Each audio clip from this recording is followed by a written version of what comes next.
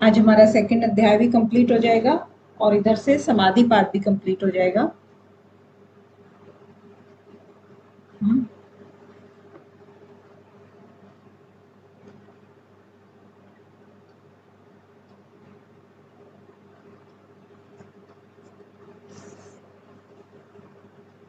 ठीक है, स्टार्ट कर लेते हैं। ऑलरेडी 3-4 मिनट ऊपर हो गए हैं। हमने 60 तक कर लिए थे ना श्लोक। जी मैम। हाँ जी मैम। तो आज 61 वाला करेंगे हम। ओम परमात्मने नमः। जय श्री कृष्ण। तो यहाँ पर देखिए क्या कह रहे हैं। तानी शर्वाणी संयम से, संयम है। थोड़ा सा मैं बड़ा कर लेती हूँ इसको। तानी सर्वाणी संयम युक्त आसीत मत्परः वशे ही यस्य इंद्राणी तस्य प्रज्ञा प्रतिष्ठिता। तो यहाँ पर जो ये कह रहे हैं, इससे पहले जो बात चल रही थी कि जो रस बुद्धि रहती है, रस बुद्धि किसमें बताई थी, शायद ये 59 वाले श्लोक में था। ऊपर हम चलते हैं एक बार, देखिए। विषया विनिर्वन्तते निहारस्य देहिन रस वर्जनम रसो अप्यस्य परम दृष्ट्वा निर्वर्तते। तो यहाँ पर जो रस थी ना, रस मतलब इंद्रियां जब विषयों को ग्रहण करती हैं और जब उसमें राग द्वेष आने लगता है तो वो रस कहलाता है ना, कि उसमें मजा आने लगता है चीजों को यूज करने में। तो उस रस की बात कर रहे हैं यहाँ पर कि जो रस बुद्धि रहने से क्या करते हैं, जो यत्न करता भी है अगर विद्वान मनुष्य, तो भी इंद्रियां हैं उसके मन को हर लेती हैं, क्योंकि इंद्रियां प्रबल होती हैं। उसकी बुद्धि जो है फिर परमात्मा में प्रतिष्ठित नहीं हो पाती। अतः उस रस बुद्धि को कैसे दूर किया जाए, इसका उपाय बताते हैं यहाँ पर।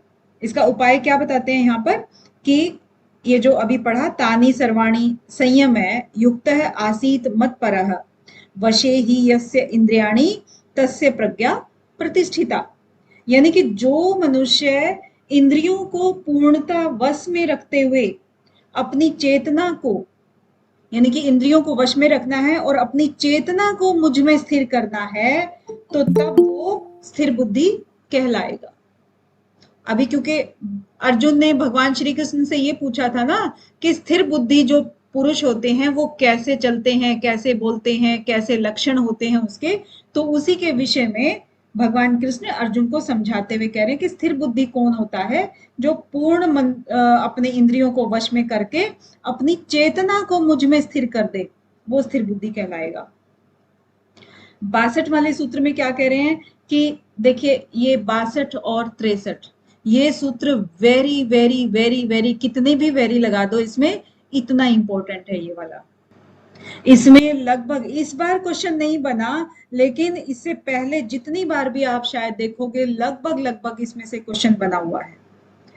ध्यायतो विषयानुपंसः संगस्तेषु विजायते संगात संजायते कामः कामात् क्रोधो विजायते क्रोधात् भवति सम्मोहः सम्मोहात् स्मृति विभ्रमः स्मृति विभ्रंशात् बुद्धिनाशो बुद्धिनाशात् प्रणश्यति। तो ये दो श्लोक इकट्ठे दिए हुए हैं और इन दोनों श्लोकों की सीक्वेंस आती है हर बार, हमेशा सीक्वेंस ही आती है कि किस किस तरह से सीक्वेंस बनती है। ठीक है, तो ये बहुत ही ज्यादा इंपॉर्टेंट है। और इसमें क्या कह रहे हैं भगवान कि अगर भगवान में परायण हो जाते हैं, उन्होंने कहा ना कि भाई अपनी चेतना को मुझ में स्थिर कर दें, तो जब भगवान में स्थिर होने से, उनमें परायण होने से इंद्रियां वश में हो जाती हैं, तो रस बुद्धि से निवृत्त हो जाएंगी, निवृत्त तो हो जाएंगी। लेकिन अगर भगवान में कोई परायण न हो सका तो फिर क्या होता है, तब इन दो श्लोकों में बताते हैं कि इंद्रियों के विषयों का चिंतन करने से मनुष्य की उन विषयों में आसक्ति हो जाती है। पहले चिंतन करेगा, फिर उसमें आसक्ति हो जाएगी, और आसक्ति से उन विषयों की कामना बढ़ जाती है। आसक्ति होगी तो हमें उन विषयों में पाने की इच्छा होगी, कामना बढ़ जाएगी। और कामना में विघ्न अगर पड़ गया, अगर हम उस चीज को नहीं ले पाए, विघ्न पड़ गया, तो फिर हमें क्या होगा? गुस्सा आएगा, क्रोध आएगा। और क्रोध जब बहुत ज्यादा आ जाता है तब मोह उत्पन्न होता है, और मोह से फिर हमारी स्मरण शक्ति में भ्रम उत्पन्न हो जाता है, यानी कि स्मरण शक्ति जो हमारी थी उसमें विभ्रमः, भ्रम उत्पन्न हो गया। और शक्ति जो हमारी स्मरण शक्ति थी उसमें भ्रम हो जाने से क्या होता है? बुद्धि नष्ट हो जाती है, और बुद्धि के नष्ट होने से मनुष्य का पतन हो जाता है। ठीक है, इस तरीके से इन 2 श्लोकों का ये अर्थ निकल के आता है। वेरी वेरी इंपॉर्टेंट है। अगर हम याद करने के लिए कहें तो जैसे हमने 3 टाइम्स आपके वो लिखवाए थे ना, पहले वाले 5 टाइम्स लिखवाए थे, इसी तरह से ये वाले 2 श्लोक भी आपको 5 टाइम्स लिखने हैं। हालांकि मेरा कहना बेकार है, मैं बिल्कुल जानती हूं। अभी तक सिर्फ 2 बच्चों का होमवर्क आया है पिछले 24 घंटों में। तो ठीक है, जैसा आप करेंगे वैसा ही फल पाएंगे, इसमें मेरा कुछ नहीं जाता।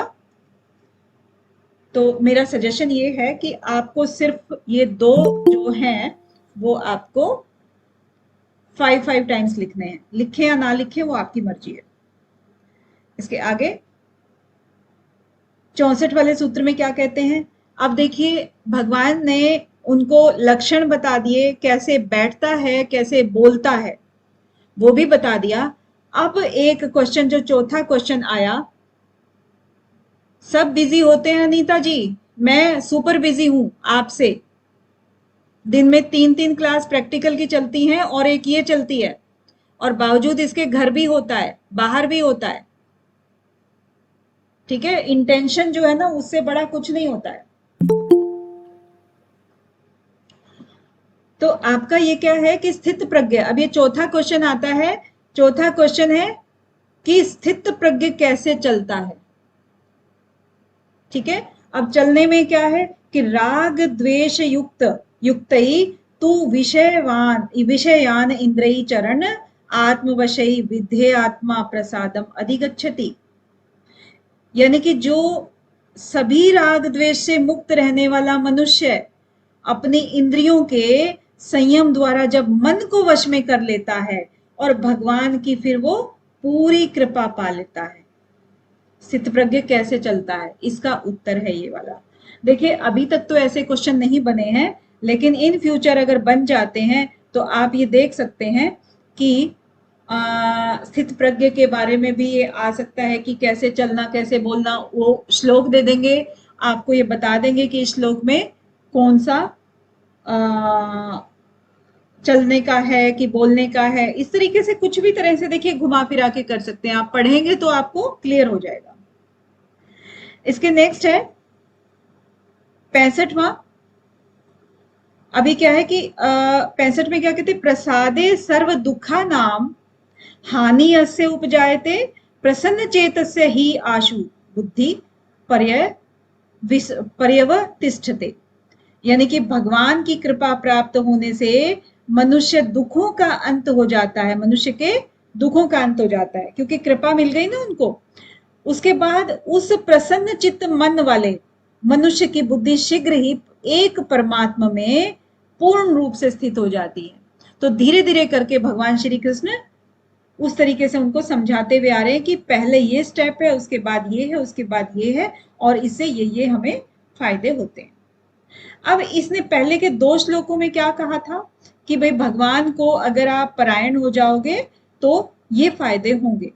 अब आगे के 2 श्लोकों में दूसरे तरीके से बताते हैं कि दूसरे तरीके से कैसे बताते हैं कि न अस्ति बुद्धि अयुक्तस्य न च अयुक्तस्य भावना न च अभाव्यते शांति अशांतस्य कुत सुखम। यानी कि जिस मनुष्य की इंद्रियां वश में नहीं होती, उस मनुष्य की न तो बुद्धि स्थिर होती है और न मन स्थिर होता है और न ही शांति प्राप्त होती है। तो उस शांति रहित मनुष्य को सुख किस प्रकार से संभव होगा? किस प्रकार से होगा भला? और फिर एक और श्लोक के माध्यम से समझाते हैं कि इंद्रियाणाम ही चरताम यत मनः अनुविधीयते तत् अस्य हरति प्रज्ञाम वायु नावम इव अंबसी। यानी कि जिस प्रकार पानी में तैरने वाली नाव को वायु हर लेती है, उसी प्रकार हमारी विचरण करती हुई इंद्रियों में से ये एक इंद्री पर मन निरंतर लगा रहता है ना। जब भी हम विषयों में भोगते हैं तो बार बार हमारा मन वहीं भागेगा, बार बार किसी चीज की अगर इच्छा हो गई तो मन उधर ही भागेगा। तो वो एक इंद्री जो है ना मनुष्य की बुद्धि को हर लेती है, उसकी जो भावना है वैराग्य की उसको प्रबल नहीं होने देती है। आगे क्या कहते हैं कि तस्मात् यस्य महाभावो निगृहीतानि सर्वशः इंद्रियाणि इंद्रियार्थेभ्य तस्य प्रज्ञा प्रतिष्ठिता। अब यहां पर देखिए सभी के लिए जो बता रहे हैं भगवान, पहले इस लैंग्वेज में बता रहे थे, फिर थोड़ा सा घुमा के लैंग्वेज में बताया दूसरे अर्थों में। अब कहते हैं कि जो इन चीजों को कर लेता है, युक्त होता है, जो उसकी स्थिति कैसी हो सकती है, तो उसमें कह रहे हैं कि हे महाभावो, जिसकी इंद्रियां अपने अपने विषयों से सभी प्रकार से विरक्त होकर उसके वश में हो जाती हैं, तो उसकी बुद्धि तो स्थिर हो जाती है। ठीक है। और उसके बाद फिर क्या कहते हैं कि जिसकी सदा वश में है, और उसमें साधारण मनुष्य में और उस जिसकी इंद्रियां वश में है उसमें क्या अंतर होता है। तो उस अंतर को बताते हैं कि या निशा सर्वभूतानाम तस्याम जागृति संयमी यस्याम जागृति भूतानि सा निशा पश्यते मुने। यानी कि जो सभी प्राणियों के लिए रात्रि के समान है, वह बुद्धि योग में स्थित मनुष्य के लिए जागने का समय होता है, और जो समस्त प्राणियों के लिए जागने का समय होता है, वो स्थिर बुद्धि मुनि के लिए वह रात्रि के समान होता है। यानी कि वो क्या कहते हैं कि दिन में जिनमें ये क्रिया करते हैं ना साधारण जन, उन क्रियाओं से योगी को कोई मतलब नहीं होता है, क्योंकि वो विषय भोगी होते हैं। तो उस समय में वो एकांतवासी होता है, और जब सब लोग सो जाते हैं तब उसका दिन होता है, और जब सब लोग जग रहे होते हैं तो उसकी रात होती है। ठीक है, ये कहना चाह रहे हैं। आगे क्या कह रहे हैं कि जो योगी है, मननशील संयमी जो मनुष्य है, सांसारिक पदार्थों के संपर्क में आने पर उसकी स्थिति कैसी रहती है। यानी कि उसको पता तो है कि उसको इन चीजों का भोग नहीं करना है, लेकिन फिर जब उसके संपर्क में आता है तो उसकी स्थिति का क्या होता है, उसकी स्थिति किस प्रकार की होती है कि आपूर्याणाम अचल प्रतिष्ठम समुद्रम आप प्रवश्यन्ति यद्वत यद्वत कामायम प्रवश्यन्ति सर्वे स शांतिम आपनोति च न काम कामी। जब विवेकी पुरुष होता है, संयम वाला होता है, या जो अभी इस चीज का अभ्यास कर चुका है, उसका स्वभाव ऐसा ही हो जाता है जैसा समुद्र के अंदर जैसे नदियां गिरती है ना, तो समुद्र फिर भी अचल रहता है, हिलता डुलता नहीं है। दृढ़ प्रतिष्ठा वाला समुद्र को विचलित नहीं करने देती हैं वो, करती हैं वो नदियों का पानी। तो उसी तरह से सभी इच्छाएं, जितनी भी वो भोग करता है, सभी इच्छाएं स्थित प्रज्ञ मनुष्य के लिए बिना विकार उत्पन्न किए ही समा जाती हैं, और वही मनुष्य परम शांति को प्राप्त होता है। ठीक है, उसको फिर हम ये नहीं कह सकते कि वो इंद्रियों का सुख भोग रहा है।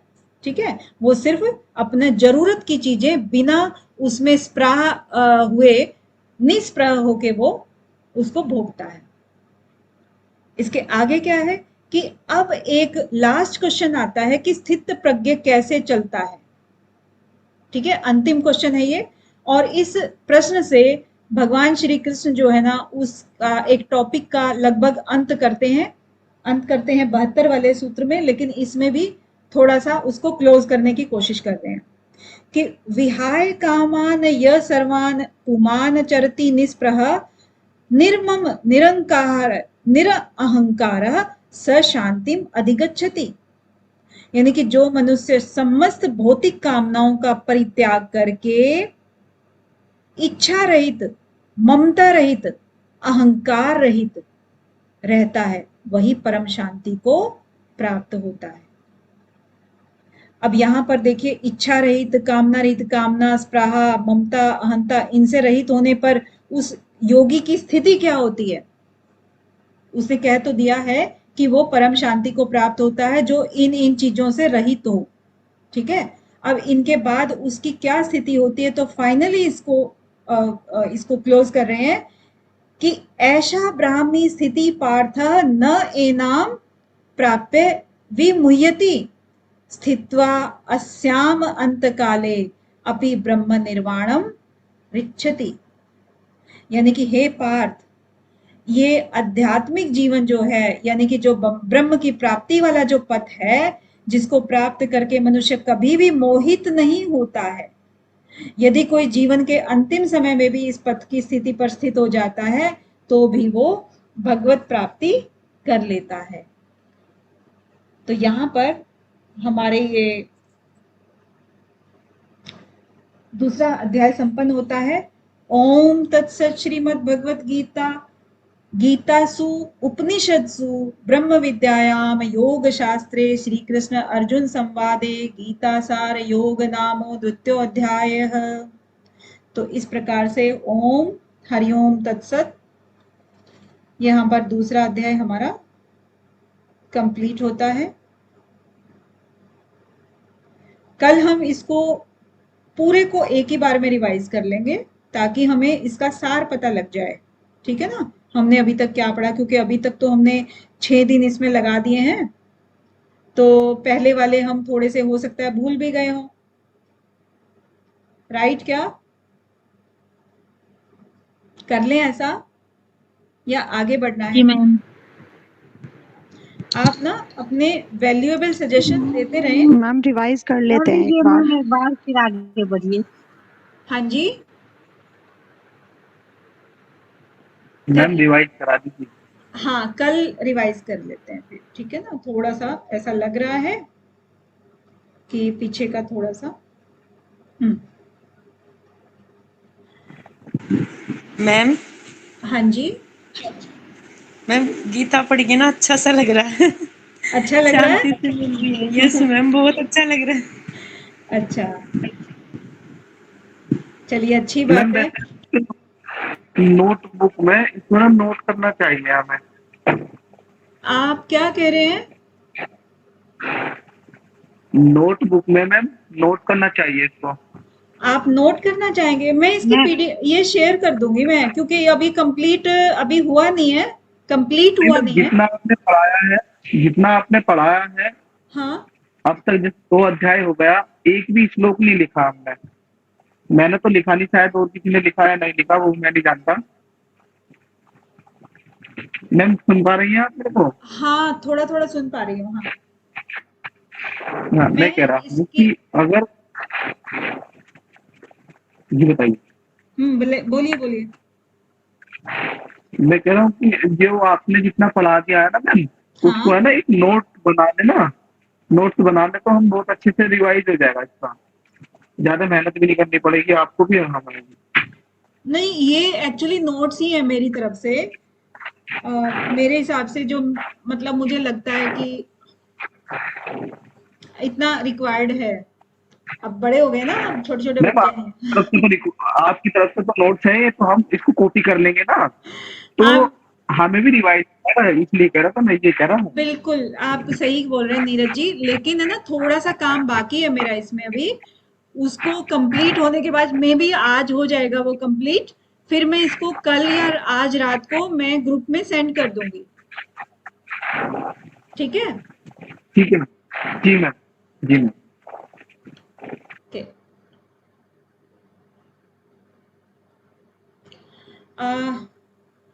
समाधि पादी हम कर रहे हैं, एक बार रिवाइज करते चलें।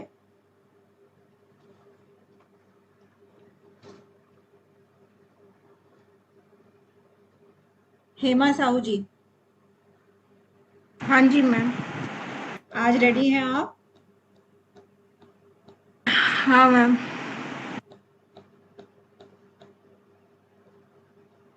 आज रेडी हैं तो आ जाइए, ये आपके सामने स्क्रीन पे।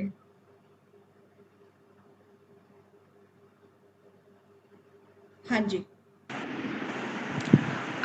योगेन चित्तस्य पदेन वाचा मलं शरीरस्य च वैधिकेन योपाकरोति प्रवरं मुनेन पतञ्जलिं प्राञ्जलिं अनतोषमि।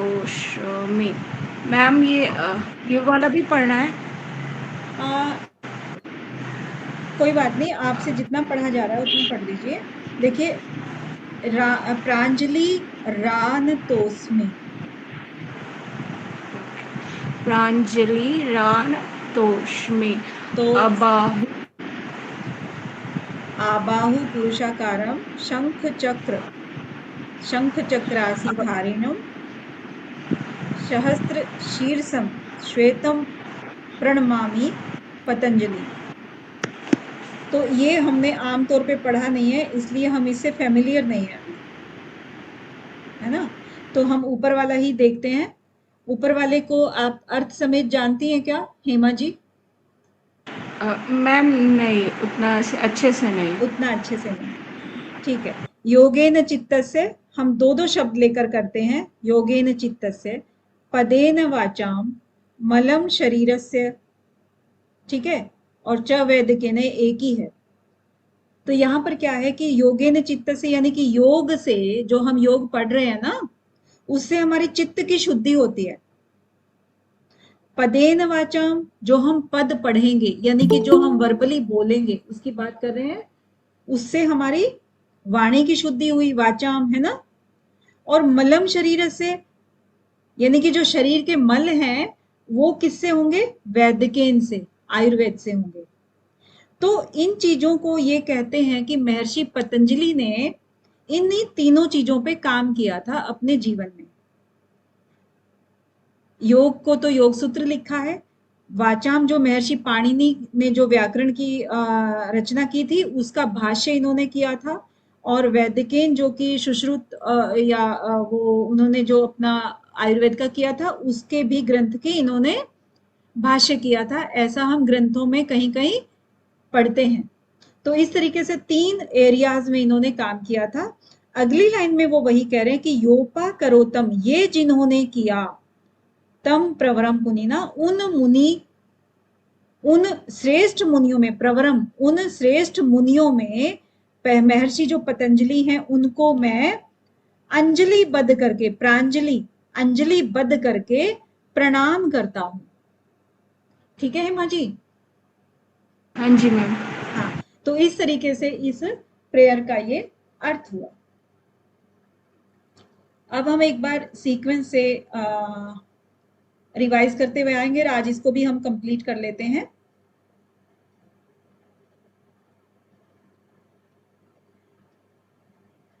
अथ योग अनुशासनम, ठीक है।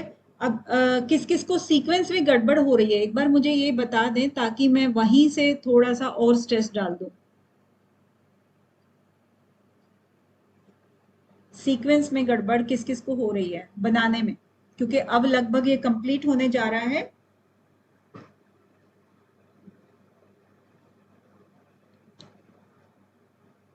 मैम याद करने में दिक्कत है। हाँ जी, याद करने में ही तो बोल रही हूँ मैं।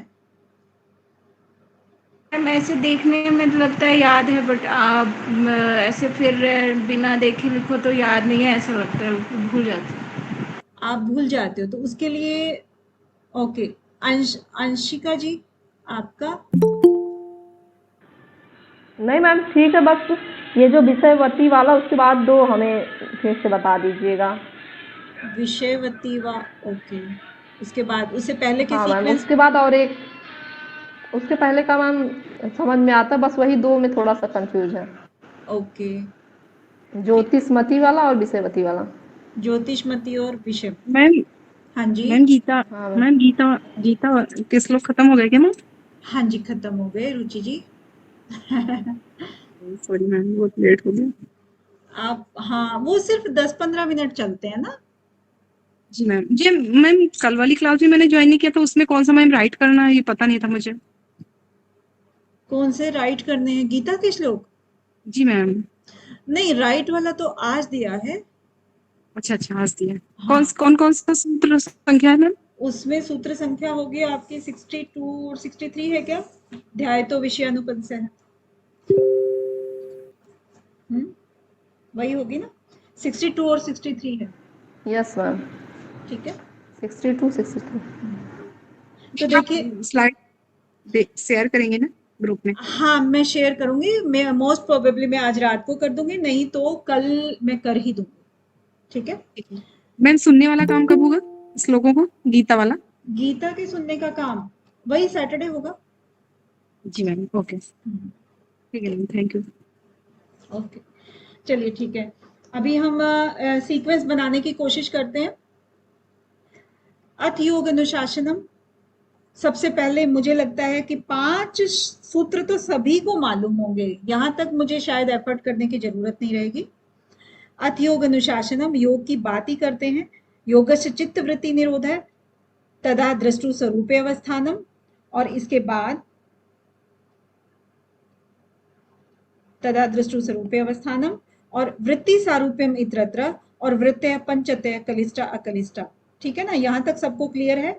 उसके बाद इन्हीं वृत्तियों को आगे 6 7 8 9 10 और 11, यहां तक इनको एक्सप्लेन करते हैं, इन्हीं वृत्तियों को। तो 11 आपके हो गए हैं सूत्र। 12वें में कहते हैं कि इन वृत्तियों को आप कैसे निरोध करोगे, तो इसमें 2 प्रकार के इन्होंने उपाय बताए, अभ्यास और वैराग्य, यानी कि एक ही सूत्र में 2 उपाय हैं, अभ्यास और वैराग्य। अभ्यास आपको किसका करना है? अभ्यास करना है जो हमारी जिंदगी में सकारात्मक चीजें हैं, जो समाधि की तरफ लेकर जाती हैं, उनका हमें अभ्यास करना है। और वैराग्य हमें लेना है जिससे हमें दूर हटना है, विषयों से वैराग्य, और जो भी हमारे मन को भटकाएं उन चीजों से वैराग्य हमें लेना है। अब अभ्यास और वैराग्य अगर इन्होंने 2 चीजें कही हैं, तो 13 और 14 में हमें अभ्यास को एक्सप्लेन किया है कि तत्र स्थितो यत्नो अभ्यास है, और सतु दीर्घ काल निरंतर सत्कारा आसेवितो दृढ़ भूमि। ठीक है, और 15 और 16 में इन्होंने वैराग्य को एक्सप्लेन किया है कि दृष्टानुश्रविक विषय वितृष्ण से वशीकार संज्ञा वैराग्यम, और तत्परम पुरुष ख्यातिर गुण वैतृष्णम। तो ये बहुत ही ज्यादा गूढ़, अब मैं कहूंगी कि अगर 15 16 17 18 ये वाले 4 सूत्र आपके बहुत ही ज्यादा इंपॉर्टेंट हैं, क्योंकि इसमें आपका लगभग पूरा योग सूत्र समाया हुआ है। उसका तरीका, क्योंकि संप्रज्ञात समाधि है, उसका तरीका बता दिया है कि दृष्टानुश्रविक विषय वितृष्णा से, जब तक आपको ये वशीकार संज्ञा वैराग्य नहीं होगा तब तक आप समाधि की तरफ अग्रसर नहीं हो सकते हो। इसके बाद जब ये घटित हो जाती है तब आपको परम पुरुष की ख्याति हो जाती है, जो परम पुरुष जिसको हम पाने के लिए सब कर रहे हैं उसकी ख्याति हो जाती है, और उसके ख्याति से पहले हमें सभी गुणों से वितृष्णा हो जाती है, और गुणों से वितृष्णा हमें लास्ट में ही होती है, पहले नहीं होती है, तो उसको पर वैराग्य बोलते हैं, यानी उच्चतम कोटि का वैराग्य है ये। उसके अंदर हमारे कोई भी हमारी जो क्रिया चीजें होती है ना, रज जो हमारा गुण है वो भी हमारे अंदर नहीं रहता है, और तमो गुण तो बिल्कुल भी नहीं रहता है। तो इस तरह से सत्व गुण के सहारे ही हम इस सफर में आगे बढ़ते हैं। अब संप्रज्ञात समाधि के लिए वितर्क विचार आनंद अस्मिता, ये 4 प्रकार की सीढ़ियां इन्होंने बताई हैं कि उनका अनुगमन करेंगे तो हमें संप्रज्ञात समाधि मिल जाएगी। और जब इन चीजों का अभ्यास करेंगे, इन 4 प्रकार की चीजों का अभ्यास करेंगे, तब सभी प्रत्ययों पर जो हमें अभ्यास किए थे ना, इन सभी प्रत्ययों पर जब विराम लग जाएगा तो फिर वो अन्य प्रकार की समाधि होगी, और अन्य प्रकार की समाधि का मतलब हो गया असंप्रज्ञात समाधि। इसके बाद फिर साधकों की बात आती है कि किस प्रकार के साधक होते हैं, जिनका जन्म ही संप्रज्ञात समाधि के लिए होता है, जो बिन उस सफर के लिए चल पड़े थे और विदेह को प्राप्त हो गए थे या प्रकृति में लय हो गए थे, उनका जन्म ही समाधि प्राप्त करने के लिए होता है। और जो इसी जन्म में प्राप्त करना चाहते हैं वो श्रद्धा वीर्य स्मृति समाधि प्रज्ञा 5 प्रकार के उपाय करके इस जन्म को प्राप्त हो सकते हैं, इस जन्म में समाधि को प्राप्त हो सकते हैं।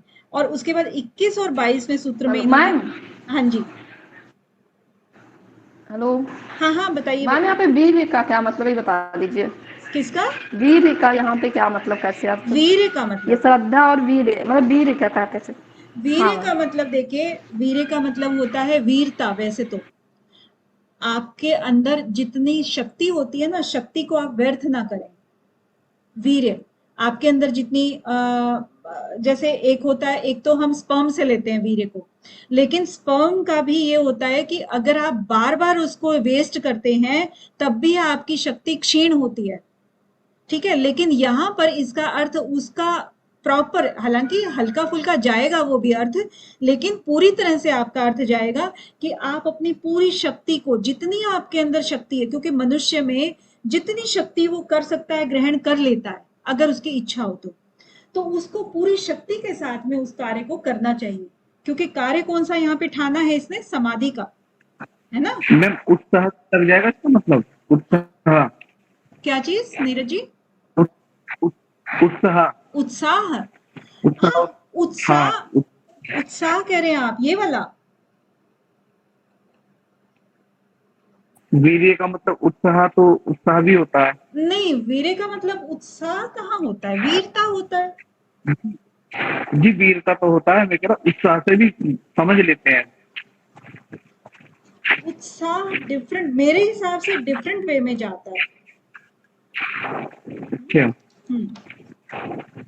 ठीक है। तो हम तो यही मानते हैं कि जो चीज जैसे पराक्रम हो गया या धैर्य हो गया, कि किसी भी चीज को करने का, आप तो उत्साह का मतलब तो अलग एक तरह की एक्साइटमेंट टाइप की हो गई ना, जो हमारी अंदर की नहीं नहीं, शक्ति। हाँ, क्या? मैं क्या था कि जो उत्साह वाले भाव होते हैं ना, वीर्य का अर्थ यहाँ भी इस तरह भी लगाते हैं कि जब हमारे भीतर उत्साह रहेगा तो वीरता भी आएगी, तो वीर वाले भाव तो आएंगे ही आएंगे। हाँ, वो वाली चीज हो सकता है, लेकिन क्या है ना कि जो हमारी आत्म शक्ति होती है, यानी कि जो दृढ़ हमारी शक्ति है उस मार्ग में आगे बढ़ने की, हम उसकी बात कर रहे हैं कि वो जो चीज है उत्साह, आप उसको एक छोटा सा एरिया ले सकते हो कि उत्साह भी साथ में है और हमारी शक्ति भी साथ में है और हमारी तमन्ना भी है, सब चीजें मिला जुला करके ये चीजें बन सकती हैं। अकेला उत्साह काम नहीं करता है। कई बार होता है कि बॉडी हमारी बिल्कुल काम नहीं कर रही है, उत्साह बना रहता है। एक है ना बहुत ही देसी कहावत है कि मन चंचल और गोडे गार में, ऐसे बहुत ही देसी लैंग्वेज में है ये। तो मन चंचल का मतलब है उसका उत्साह तो है बहुत ज्यादा, लेकिन गोडे गार, गार का मतलब होता है जो मिट्टी का जो एक वो होता है ना, कीचड़, उसकी बात कर रहे हैं। यानी कि उसके चलने की शक्ति नहीं है, वो आधा कीचड़ में है लेकिन उत्साहित इतना है कि मैं ये कर दूं वो कर दूं। तो उत्साह अकेला काम नहीं करता है, उसके अंदर शरीर में या समझो कि उसके आत्म शक्ति जो है ना वो दृढ़ होनी चाहिए।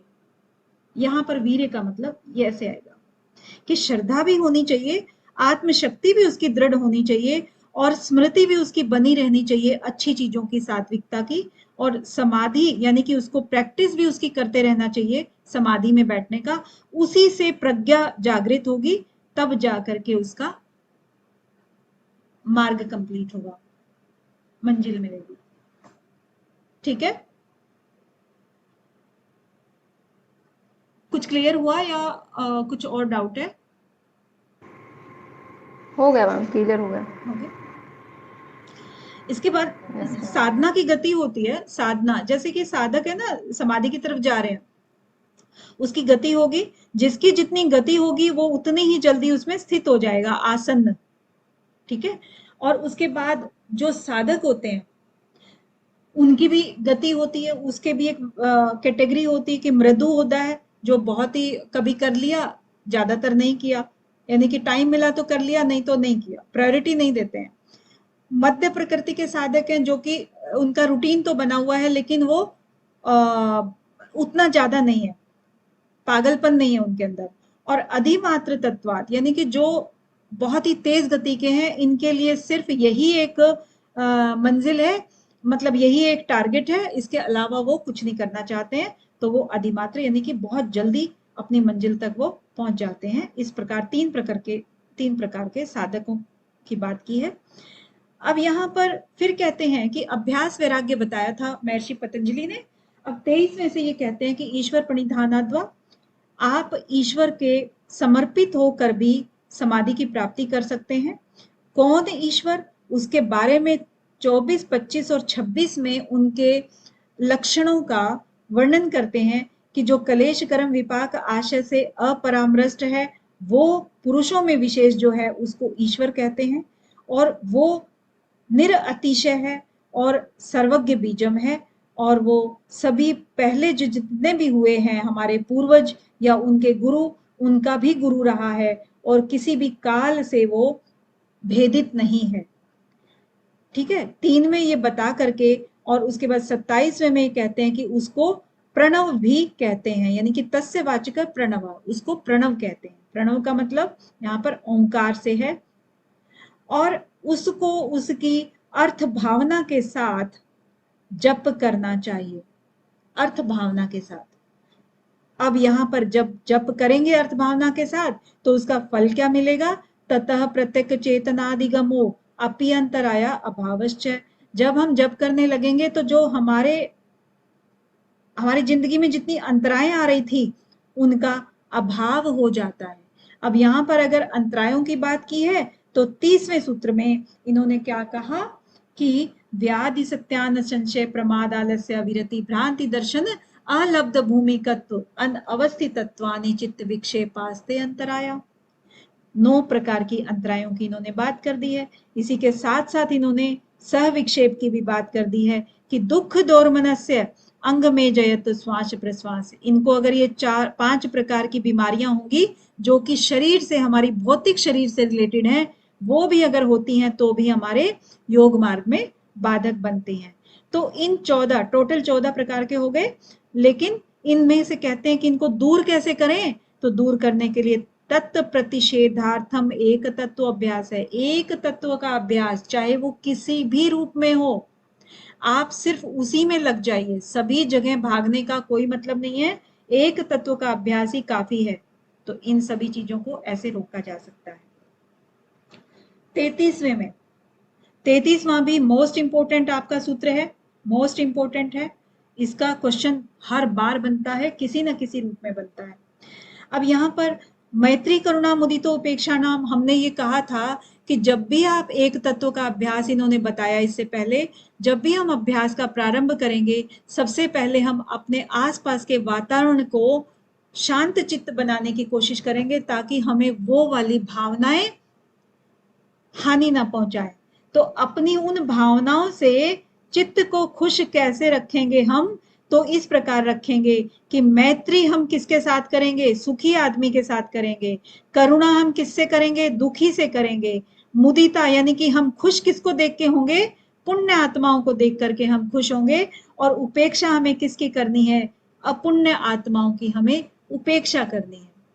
अपुण्य आत्माएं, जैसे कि आजकल बहुत ज्यादा चीजें चर्चा में रहती है ना, कि भाई इसने चोरी कर ली, ये बहुत घृणित आदमी है, इसका ये वो है ये, तो उनसे हमें क्या करना है? हमें उसकी उपेक्षा करनी है, नफरत नहीं करनी है, घृणा नहीं करनी है। क्योंकि जहां आप घृणा या नफरत करोगे तो भी आप में उसकी वृत्ति पैदा हो जाएगी। और यहाँ पर हम बात कर रहे हैं कि वृत्तियों को खत्म करने की। तो वृत्तियां खत्म कब होंगी? जब आपको देख के भी अनदेखा कर दो, आप उसको ना, आपको कुछ भी नहीं लेना देना है उससे। ठीक है, इसका नेक्स्ट आएगा, जब हम बाहर से कोई भी चीज का अभ्यास करते हैं, बाहरी वातावरण को हमने शुद्ध कर लिया, इसके बाद हम प्राणायाम का अभ्यास करते हैं। एक तरह से थोड़ा रिलेट करने के पर्पज से मैं बता रही हूँ कि श्लोकों को, सूत्रों को कैसे रिलेट करना है। तो जब हमने बाहरी वातावरण, बाहर से हम आ गए या हमने अभ्यास शुरू कर दिया, अब हम आते हैं ध्यान साधना में। जैसे बैठते हैं, यानी कि योगा अभ्यास करते हैं ना, तो उसका लास्ट वाला पार्ट हमारा मेडिटेशन पार्ट होता है जब हम योगा अभ्यास करते हैं। अब यहां से हमने ये कह दिया कि ये हमारा योगा अभ्यास था, जो प्रैक्टिकल पार्ट या आसनों की बात कर रहे हैं, तो ये हमारा आसन का पार्ट मान लीजिए, और यहां से हमारा प्राणायाम का पार्ट स्टार्ट होता है।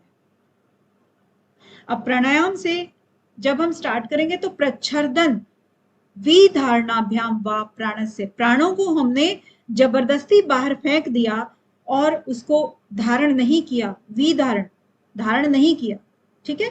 तो उससे क्या हुआ कि जो हमारा चित्त है एक बार थोड़ा सा चित्त वृत्ति के रहित हो गया, वृत्ति से रहित हो गया, क्योंकि हमें एकदम से आप विधारणा करके देखो तो थोड़ा सा आपको पता लगेगा कि आपको किसी भी प्रकार का कोई ख्याल नहीं आ रहा है, सिर्फ एकदम ये आ रहा है कि मैं सांस कब लूं, है ना। तो कोई एक क्षण के लिए, 5 क्षण के लिए आप वृत्ति रहित हो जाते हो। तो इसी चीज का अगर बार बार अभ्यास होगा तो ये आपका काम कर जाएगा। कहने की बात है, लेकिन ये बात आप ज्यादा देर तक इसमें टिक नहीं सकते हो। क्यों नहीं टिक सकते हो? इन्होंने बहुत सिंपल वर्ड्स में ये बात कह तो दी है, लेकिन ये प्राणायाम का सबसे उच्चतम स्टेज है असल में, सबसे उच्चतम। इसमें नाड़ी शुद्धि भी आ चुकी है, इसमें सारे कुंभक भी आ चुके हैं, केवली कुंभक भी आ चुका है इसमें। उसके बाद जो केवली कुंभक में होता है ना कि जब हम सांस को लें या छोड़ें, जहां की तहां हम रख दें, तो उन चीजों के बाद ही हम इस चीज को कर सकते हैं कि जब हमने वायु को बाहर फेंक दिया फिर हम उसको विधारण कितनी देर तक कर सकते हैं। अभी तो आप तुरंत ही वापस ले लोगे सांस। तो ये भी उच्चतम स्टेज है। और इसके बाद एक तो ये वाला हो गया, देखिए यहां पर सब वाह वाह है, लेकिन हम क्योंकि श्लोक को एक दूसरे के नीचे पिरोते जा रहे हैं, मोतियों को, क्या है, सूत्र है ना, ये सूत्र है, सूत्र के अंदर हमारे मोती पिरोए जा रहे हैं अभी। तो हम अब अगला मोती हमारा होगा विषयवती व प्रवृत्तिरुत्पन्ना मनसः स्थिति निबंधिनी। अब हमने एक चित्त को तो ऐसे शुद्ध किया, दूसरा हमने किया कि विषयवती जो हमारी इंद्रियां हैं, देखिए और सूक्ष्म आ जाते हैं। अभी तक हम सिर्फ आसन में बैठे हैं, हमने प्राणायाम किया है, कुंभक किया है ना। कुंभक से भी सूक्ष्म जो चीज होती है, क्योंकि वो भी एक बाहरी होती है ना, कुंभक से भी सूक्ष्म चीज हम यहाँ पर अब एक और एग्जाम्पल के साथ देख सकते हैं कि हम स्थूल से सूक्ष्मता की ओर बढ़ रहे हैं। तो कुंभक से सूक्ष्म चीज धीरे धीरे आ रही है, विषयवती, यानी कि जब हम अपनी इंद्रियों का प्रयोग करके किसी भी तन्मात्राओं की तरफ जाते हैं ना, जैसे रूप रस गंध ये सब चीजें हो गई, तो उसके अंदर जो चीज को हम फील करते हैं, जो अच्छी लगी हमें, जैसे हमने कोई दिव्य गंध सूंघ लियो, मृग का जो एक होती है ना, क्या बोलते हैं उसको, कस्तूरी, वो मृग क्या करता है, उसके नाभि में ही होती है, लेकिन वो जगह जगह भटकता है उसके लिए। तो एक कोई भी ऐसी चीज हो जो हमें इतना सुकून दे जाए कि हमारा चित्त बार बार उसी चीज की तरफ जाए, कोई ऐसी सात्विक विषय वाली चीज जो कि हमारा मन को स्थित कर दे, बांध दे मन को, वो वाला विषय जो है, उसकी प्रवृत्ति भी अगर हमें मिल जाती है, उसका अनुभव भी अगर हमें हो जाता है, तो वो भी मन की स्थिति को बांधने वाली हो जाती है। ठीक है। अब इसके बाद ये भी वो क्या हो गया था, तन्मात्रा एक तरह से हो गई थी, है ना। उसके बाद फिर और सूक्ष्म पे आते हैं हम, विषय ज्योतिषमती, विशोका व ज्योतिषमती, यानी कि जो भी विशोका क्या होता है, जो शोक रहित होता है ना, शोक रहित जो भी चीज हो गई, तो वो ज्योतिषमती का भी अगर हमें कोई आलंबन मिल जाए जो हमें प्रकाश में कर दे, उस तरीके का कुछ भी हो, तो वो भी हमारा जो है ना चित्त की शुद्धि कर देता है। वो भी चित्त की बांधने वाला हो जाता है, चित्त को शुद्ध कर देगा। इस प्रकार से आगे हम देखते हैं वीतराग विषयम व चित्तम, या फिर हमें जो योगी वीतराग को प्राप्त हो गए हैं, यानी कि जिनके अंदर राग द्वेष सब समाप्त हो गया है, वो वाले, तो वो वाले जिन योगी हैं, साधु महात्मा हैं, वो हमें बहुत सही लगते हैं कि हाँ भाई, इन्होंने तो ये इनको तत्व ज्ञान हो गया है और इनको तो किसी भी चीज से कोई मतलब नहीं है। तो वो हम वैसा बनने के लिए भी प्रयास कर सकते हैं, तो वो भी हमारे चित्त को जो है ना एकाग्र करने में हेल्प करेगा। फिर आता है स्वप्न निद्रा ज्ञान आलंबनम वा, यानी कि जो स्वप्न में या निद्रा में जो हमें आलंबन हुआ, कभी कभी हमें दर्शन हो जाते हैं अपने इष्ट देव के, तो वो जो ज्ञान होता है वो भी हमारे चित्त को इस तरफ प्रवृत्त कर देता है, समाधि की तरफ। और अब यहां तक इन्होंने देखो कितने सारे उपाय बता दिए हैं। स्वप्न निद्रा का बता दिया, वीतराग का बता दिया, ज्योतिषमती का बता दिया, विषयवती का बता दिया, प्रच्छर्दन का बता दिया, मैत्री करुणा का बता दिया, और ईश्वर का बता दिया, अभ्यास वैराग्य का बता दिया। इन्होंने तो बहुत सारे उपाय बता दिए। अब इसमें बहुत सारे उपायों में जब 39वें में कह रहे हैं कि जिसका जैसा भी अभिमत हो, मतलब जिस एक आदमी एक ही चीज पे आलंबन करेगा, ठीक है ना, तो वो चीज का आलंबन एक तत्व अभ्यास है, एक ही तत्व के अंदर जाना है, तभी आप एकाग्र हो पाओगे। यानी कि एक्सपर्ट हमेशा किसी एक चीज में ही हुआ जाता है, हर चीज में आप एक्सपर्ट नहीं हो सकते। तो जिसका जैसा भी मत हो वो उसी में ध्यान लगा सकता है। इसके बाद है 40वां कि परमाणु परम महत्वांतो अस्य वशीकारः। अब यहाँ पर परमाणु परम यानी कि जो उसके अंदर फिर क्या होता है कि परमाणु और परम दोनों ही तरह की चीजें उसके वश में हो जाती हैं, यानी कि कोई भी चीज उससे अछूती नहीं रहती है, इस प्रकृति में जितनी भी चीजें होती हैं। ठीक है, इसके आगे 41 में क्षीण वृत्तेरभिजातस्यैव। आपको क्लियर हुआ क्या? अंशिका जी आप शायद पूछ रहे थे किसी चीज का सीक्वेंस। अंशिका पांडे जी।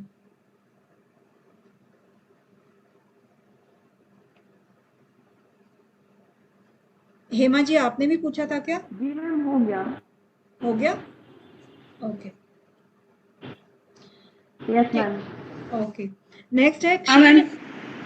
क्षीण वृत्तेरभिजातस्यैव, यानी कि जब हमारी वृत्तियां क्षीण हो जाती हैं। देखिए ऊपर तो इन्होंने बता दिया ना, कुछ भी करके आप अपनी वृत्तियों को क्षीण कर सकते हो।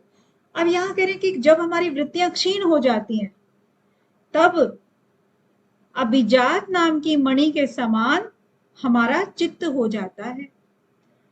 चाहे वो ग्रहित ग्रहण ग्राहेशु किसी भी चीज का चाहे वो आलंबन ले ले, वो उसमें ही स्थित हो जाता है और उसी के जैसा बन जाता है। तो उसको क्या कहते हैं? समापत्ति कहते हैं।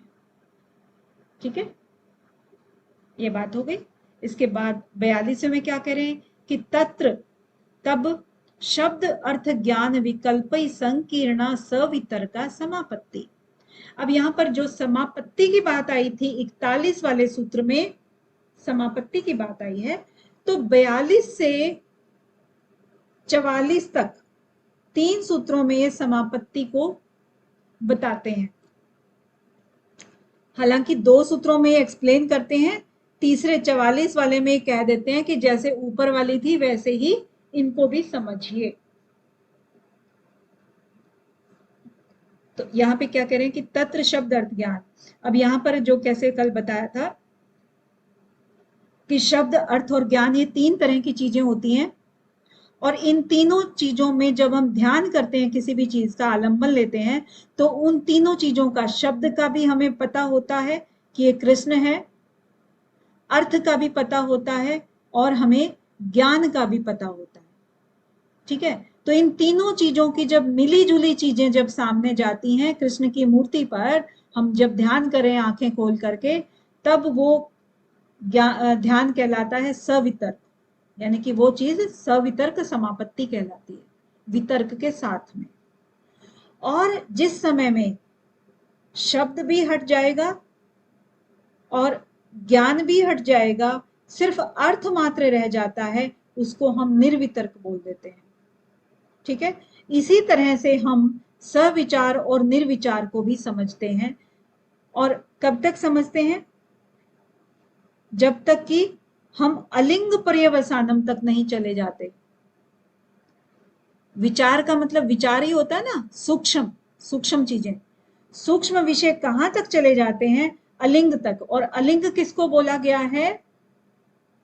आप बताइए, कल बताया था। अलिंग किसको बोला? पुरुष को मैम, पुरुष में। किसको? पुरुष को मैम, नहीं मैम प्रकृति को कहेंगे मैम। प्रकृति मैम। अच्छा, और कौन बताएगा?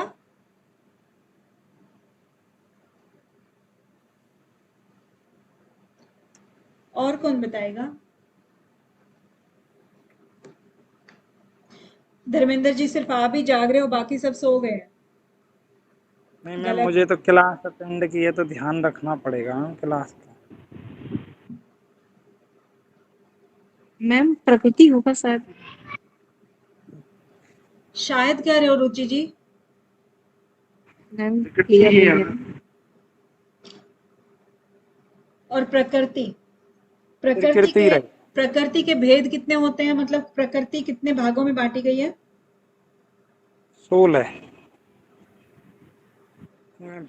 प्रकृति। धर्मेंद्र जी आपको क्या हो गया है? प्रकृति एक मैम, एक रहेगी। प्रकृति को 24 भागों में बांटा है कि 25 में बांटा है? 24 भागों में मैम, 16 6 1 1। तो 24 में। इसमें से अलिंग जो है, अलिंग के नाम पे कौन सी आती है? विशेष मैम, जिसमें 16 तत्व शामिल हैं मैम। मूल प्रकृति में प्रकृति आती है। अब मैं क्या बताऊं, मूल प्रकृति आती है, जिसमें कल भी बताया गया था सत्व इज इक्वल टू रज इज इक्वल टू तम। ये समान मात्रा में जहां पर होती है, कोई हलचल नहीं होती है, यहाँ पर वो मूल प्रकृति होती है। अलिंग। और लिंग किसको बोलते हैं? जो मूल प्रकृति का जो पहला विकार होता है, महत्त्व, बहुत बुद्धि मैम।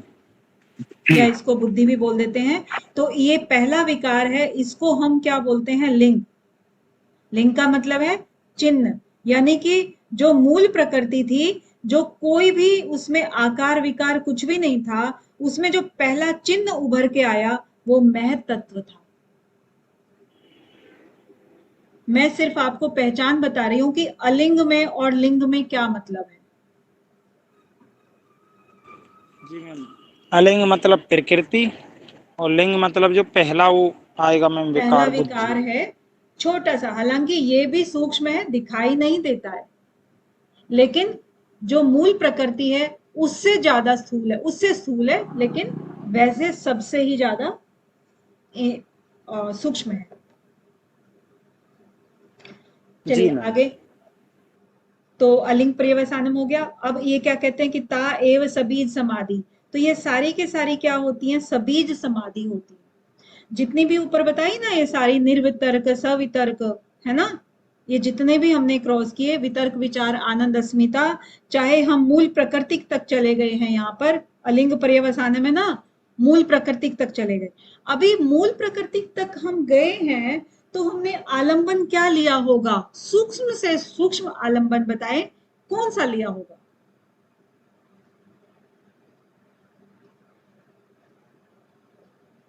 बताइए मैम कौन सा? मैम मैंने तो रिवीजन ही नहीं किया तो। देखिए ये तो बहुत गलत बात है, अस्मिता का, क्योंकि हमने देखा था ना अस्मिता। वितर्क जी विचार मैम, आनंद अस्मिता, है ना, प्रकृति पुरुष का संयोग अस्मिता। हाँ जी। वितर्क विचार और आनंद और अस्मिता। तो लास्ट में जो है ना अस्मिता आता है, जो सूक्ष्म आलंबन होता है। अस्मिता का मतलब म की भावना से भी होता है ना, अहम भाव होता है, अहम ब्रह्मास्मि, अहम ये अहम वो, कई तरह के फ्रेजेस आते हैं ना, तो उससे रिलेटेड, यानी कि बाकी कुछ भी उसके अंदर नहीं बचा है, सिर्फ ये अस्मिता बची है। अभी अस्मिता यहां तक बची है, इसीलिए इसको क्या कहा है? सबीज समाधि कहा है। क्योंकि जब तक कोई भी आलंबन रहेगा, किसी भी प्रकार का आलंबन असंप्रज्ञात समाधि में नहीं चलता है, लास्ट में इस आलंबन को भी छोड़ना पड़ता है। ये सिर्फ एक सहारा होते हैं ऊपर चढ़ने का। जैसे हम रस्सी लेकर के, अगर हम छत पे, किसी की छत पे चढ़े रस्सी लेकर के, और रस्सी को हम वहां पे किसी चीज में टांग देते हैं ना, तो रस्सी के सहारे हम छत पे चढ़ गए, लेकिन लास्ट में तो हमें वो रस्सी छोड़नी पड़ती है ना, उसको पकड़े थोड़ी रखेंगे। चलिए नेक्स्ट है अब टाइम हो गया है और हमारे ये 5 सूत्र अभी भी बचे हुए हैं पूरे। निर्विचार कल करा नहीं, कल नहीं, मैं आज ही और 5 मिनट में करा देती हूँ, तो ज्यादा नहीं है। निर्विचार वैशारद्य अध्यात्म प्रसाद।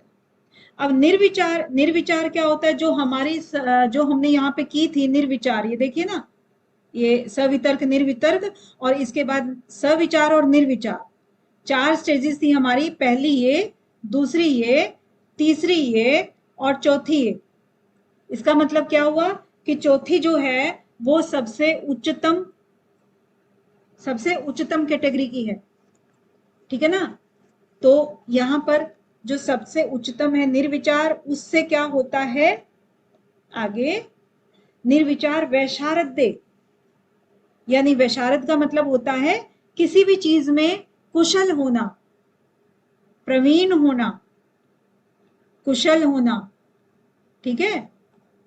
तो उससे क्या हो जाता है? जब हम निर्विचार में कुशल हो जाते हैं, यहां पर निर्विचार वैशारद्य, जब हम निर्विचार के अभ्यास में भी पारंगत हो जाते हैं, तब उसमें क्या आ जाता है? हमारा अध्यात्म का प्रसाद मिल जाता है। और अध्यात्म क्या होता है? पहले हम इस अध्यात्म को ही देखते हैं। अध्यात्म को कहते क्या है? यानी कि जिसका आधार क्या हो?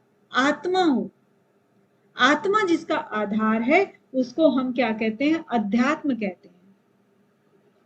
हमारे आत्मा जो है ना, हमारे मन का भी आधार होता है, हमारी इंद्रियों का भी आधार होता है, हमारे शरीर का भी आधार होता है और हमारे अहंकार का भी आधार होता है।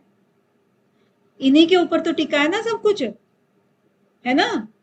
तो वो जो चीजें होती हैं वो अध्यात्म कहलाती हैं। हमारी हर चीज का आधार जो है ना वो आत्मा है। और इससे फिर प्रसाद हमें मिलता है।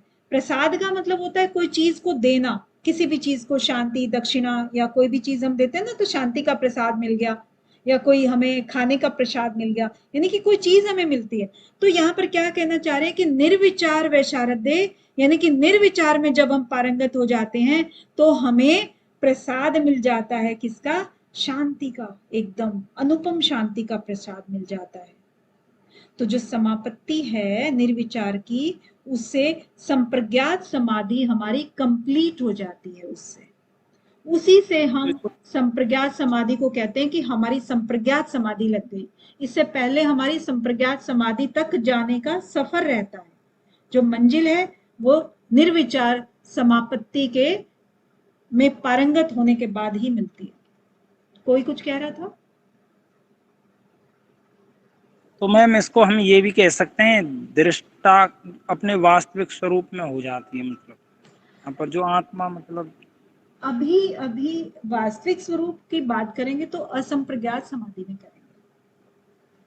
जी मैम, जी मैम। अच्छा, फिर इसके अंदर फिर आता है, देखिए अब प्रसाद मिला है, उससे प्रसाद से होगा क्या? इस प्रसाद से जब हमें प्रसाद मिला है, प्रसाद के बाद कुछ तो चेंज आएगा ना, कि हमारे पास कोई ऐसी चीज आई है, तो क्या चेंज आएगा हमारे अंदर? रितंबरा तत्र प्रज्ञा। फिर जो हमारी जो प्रज्ञा है, जो हमारी जो विवेक ज्ञान है, प्रज्ञा है, वो कैसी हो जाएगी? रितंबरा। यानी कि रित का मतलब क्या होता है? जो सत्य को धारण करने वाली हो जाती है। जो हम सत्य जानते हैं ना, सही को सही, गलत को गलत कहना, और किसी भी चीज को, घटना को या किसी भी जगह को देख करके हम उस चीज का ठीक ठीक ज्ञान लगा लेते हैं। ना तो बढ़ा चढ़ाकर लगाते हैं, ना ही कम उस चीज को आंकते हैं। तो उसको कहते हैं सही सही ज्ञान, संयमित ज्ञान जो होता है ना, उसको कहते हैं। तो उसकी जो रितंबरा है, उसकी जो प्रज्ञा है, जो संप्रज्ञात समाधि जिसको मिल जाती है, उसकी प्रज्ञा क्या हो जाती है? रितंबरा हो जाती है, सत्य को धारण करने वाली हो जाती है। ठीक है।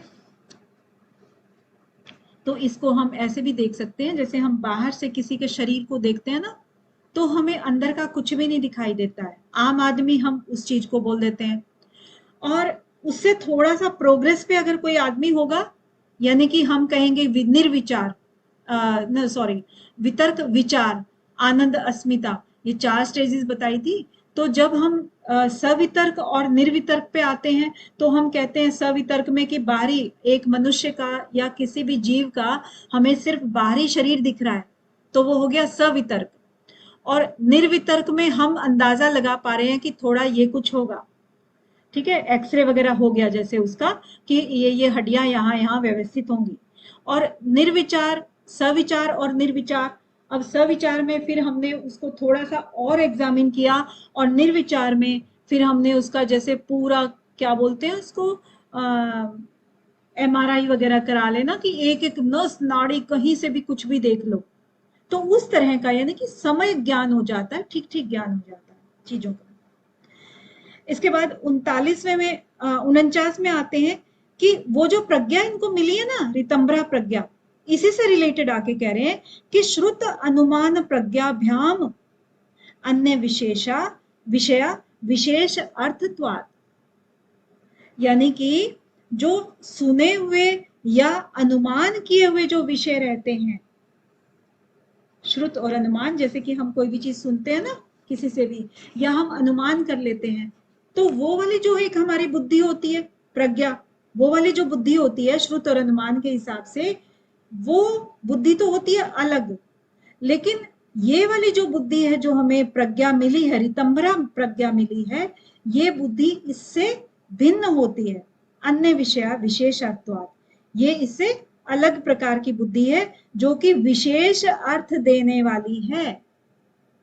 ठीक है, समझ आया क्या कहना चाह रहे हैं कि जो सुने और अनुमान लगाई हुई चीजें जो हम यहाँ पर आपसे हमसे हम जो आपस में बात करते हैं, वो वाली बात अलग होती है।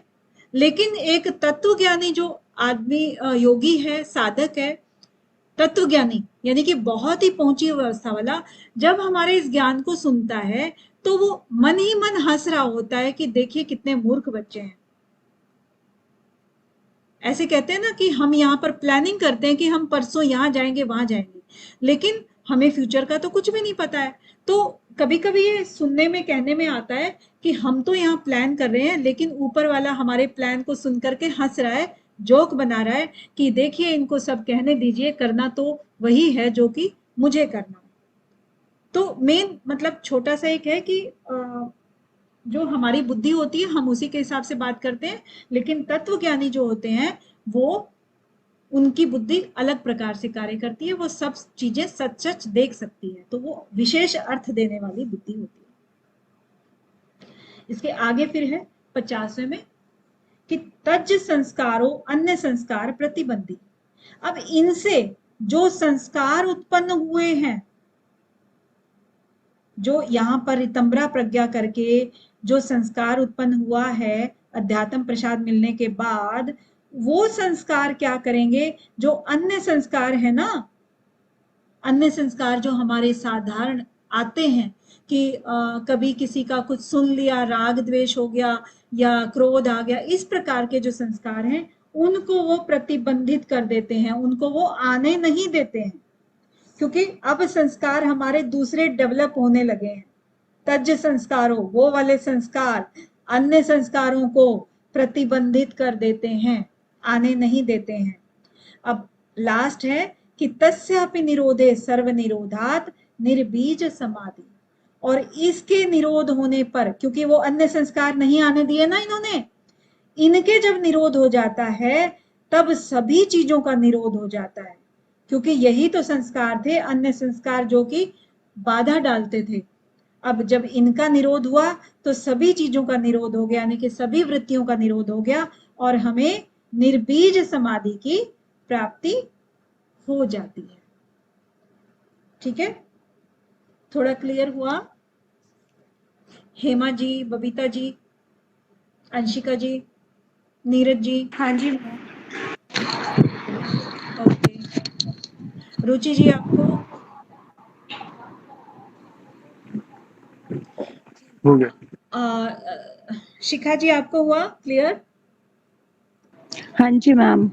मैम एक बात पूछनी थी। हाँ बताइए। मैम असंप्रज्ञात समाधि और निर्बीज समाधि में क्या डिफरेंस है, एक ही है ना दोनों?